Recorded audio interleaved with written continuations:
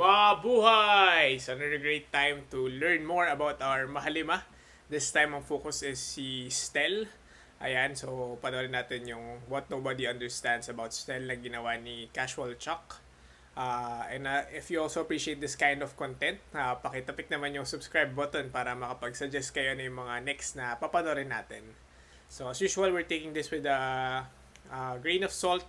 Kung may mali dun sa information, may disclaimer of liability pa dito, let me know in the comments. And sa dulo, stay tuned, mag-feature tayo ng top comment tsaka top subscriber.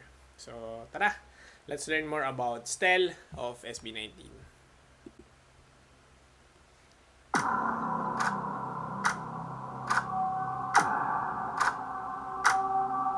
Video yun. Hoy, malapit na graduation namin. Eh di hoy, congrats! Parang ka niya, comedy.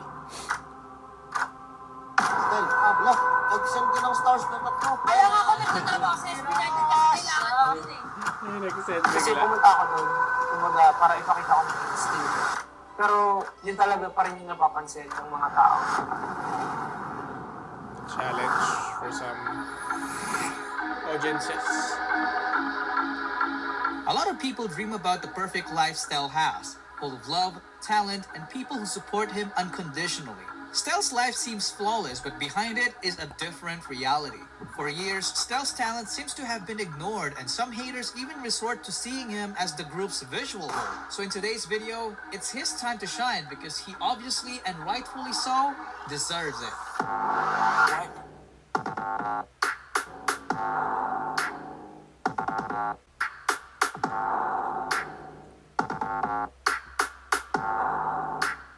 Grabe dancing.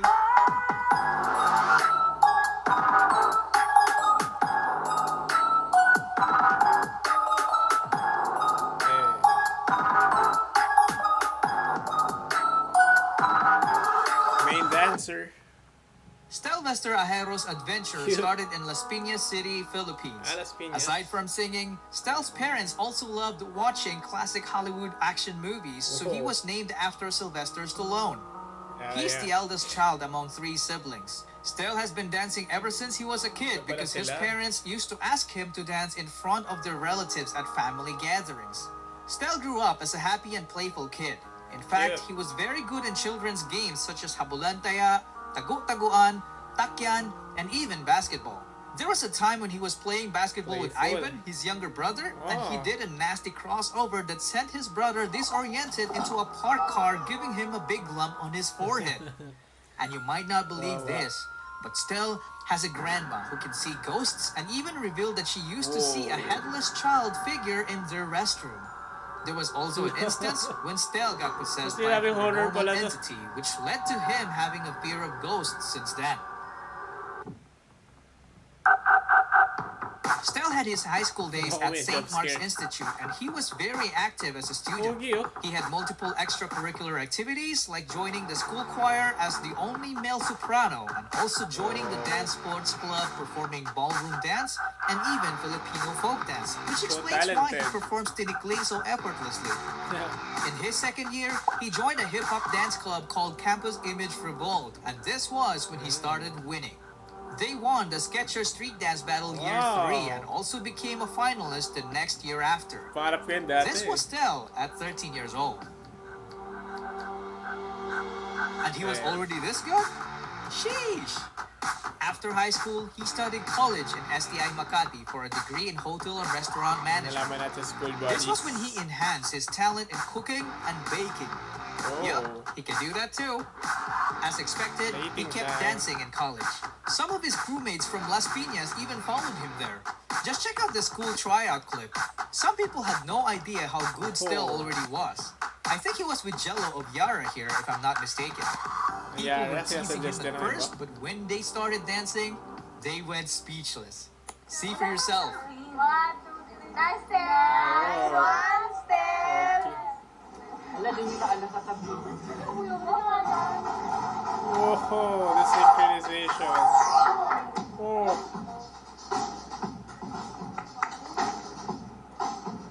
Hey. Oh. The body isolation.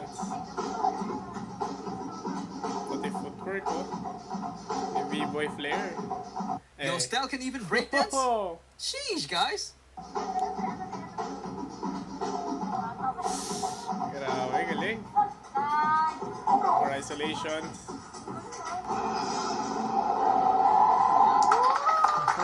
After that, Effortless. he went on to become a part of STI Makati's dance image and won the national championship in 2011. Yes, sir. And you know what's crazy?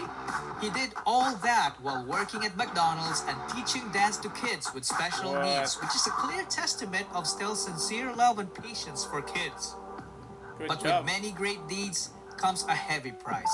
Stell's body took a toll as he had been overworking himself, resulting in yearly developing acute pulmonary edema. Oh, no. Almost all of his extra money he made went straight to his hospital bills.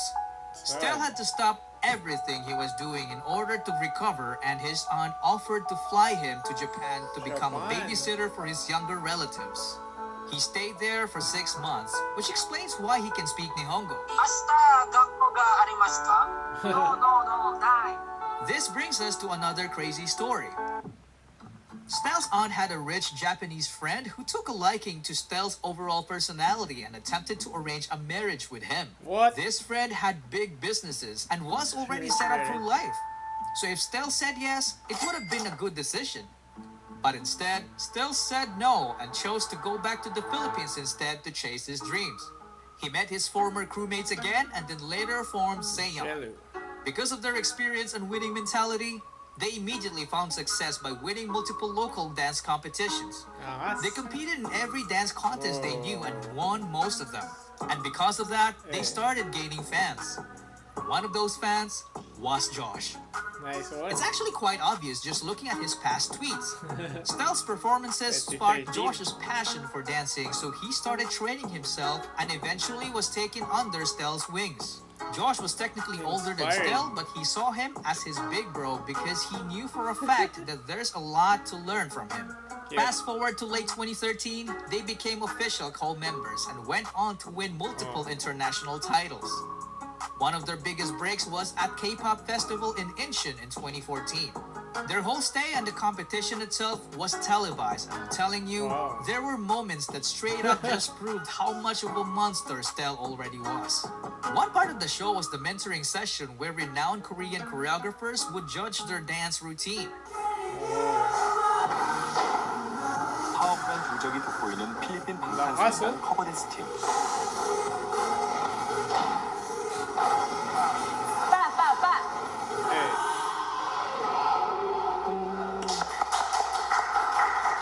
And Stell's job. group was the only one that impressed them.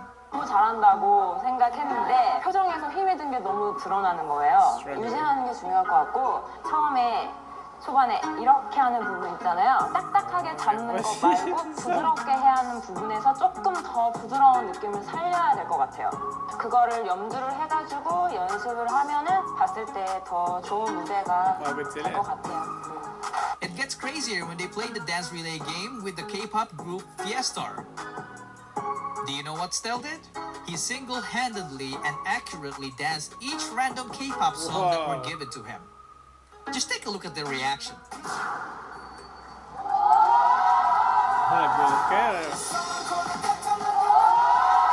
What the? 완벽한 안무 재현에 강한 힌트가 될 몰랐을래. 안무까지 듣자마자 어깨를 들썩이게 한 장. 그야말로 에이스 B팀의 최고 에이스 The charisma, 한 안무를 보여줍니다. the talent. They couldn't believe it. We pretty much witnessed his visual, auditory, and kinesthetic memory being already on a different level, even at the earlier stages of his career. Fast forward to the Master. final show, Stell and Josh killed it and won it all. Stell was asked what his dream was, and here's what he said. My dream is to dance with my favorite idol, 방탄소년단. Later that night, that dream BTS. came true. It's so crazy how powerful a person's Cool. will could be to the point that he can make things happen. So after that, Seon kept competing locally and eventually crossed paths with the other would-be SB19 members. Not as friends, but as competitors. Show BT then held an audition which led to forming the greatest P-pop group ever assembled in the history of Filipino music. Their start was not smooth sailing. The In Kings. fact, there was a point when all of the other members quit and it was only Stell who remained. He kept training despite what happened, and Justin joined him from time to time while studying.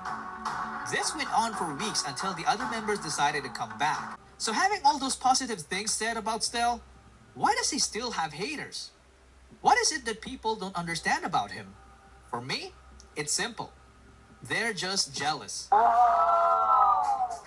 These people choose not to attack him on his talent because they're obviously no match against it. Just take a look at this clip. Mga bano.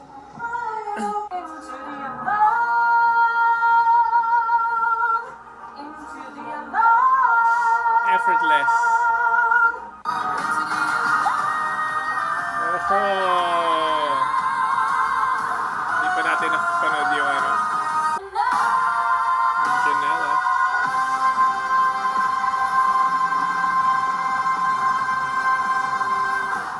So instead, they attack him on his physical appearance. I'll be honest, only Joe Kenton have passable visuals. Most casual viewers would react the same way too. I'd suggest plastic surgery. Why not?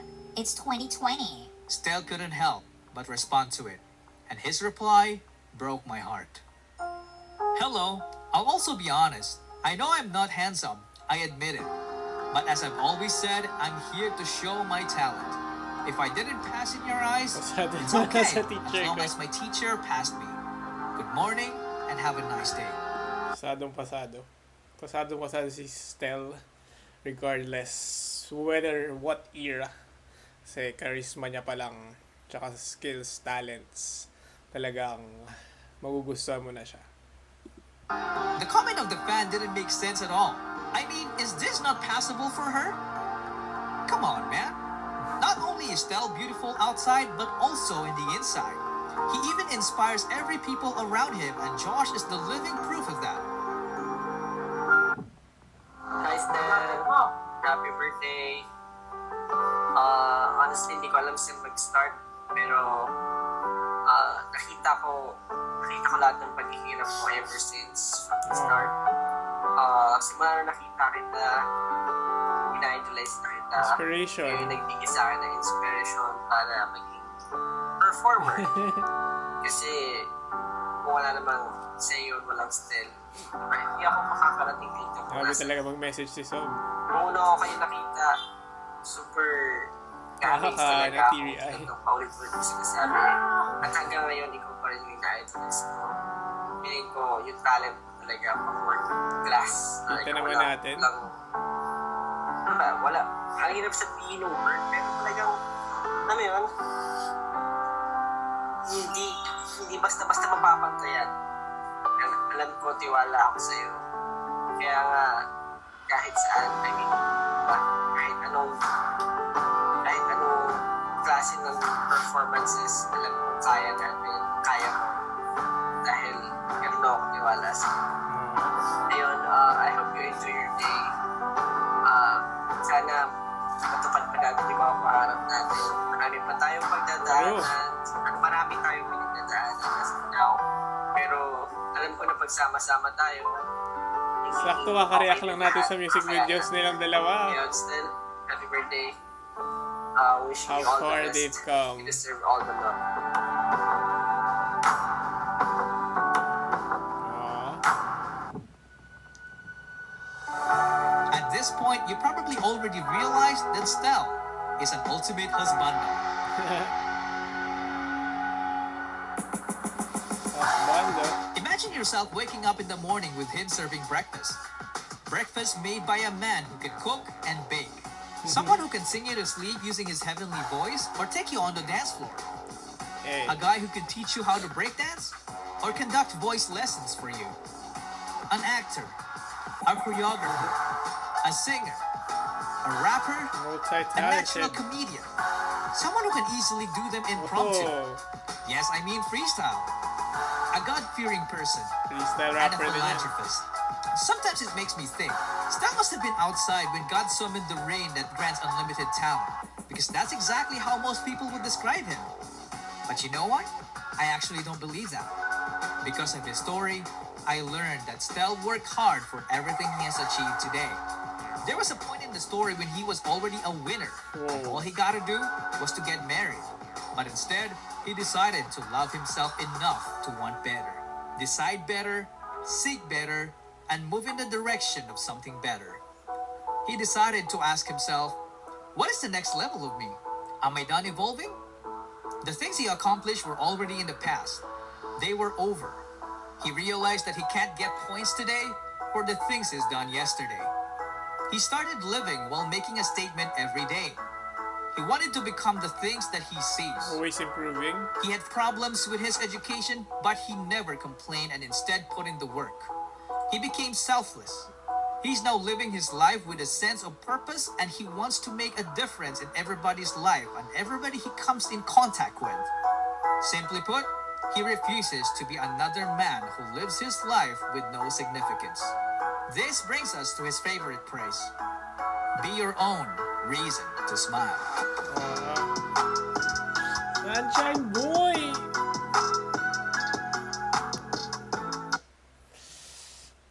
Still verified. Nagana rin pala, research. May napanood din tayong video yata ni Still Verified. Ayan. Grabe yung kwento ni Sunshine Boy. Kudos din kay Casual tsaka sa lahat ng mga nag-research about this. Nakakatuwa.